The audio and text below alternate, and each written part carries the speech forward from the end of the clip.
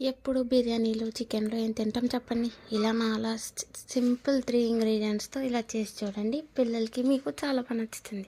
బిస్కెట్స్‌ని powder చేసి అందులో milk and vanilla essence and some baking soda add చేసి ఆ బెటర్ ఆ కన్సిస్టెన్సీలో కలుపుకొని కేక్ పాన్‌లో ఆర్ మౌల్డ్‌లో వేసి దాన్ని ఈవెన్గా అడ్జస్ట్ చేసి మీకు నచ్చిన టాపింగ్స్తో పెట్టి పాన్ని ప్రీహీట్ అయిన తర్వాత ఆ మౌల్డ్ని అందులో పెట్టేసి స్లో ఫ్లేమ్ మీద 30 మినిట్స్ కన్ఫామ్గా 30 మినిట్స్ పెట్టేసండి.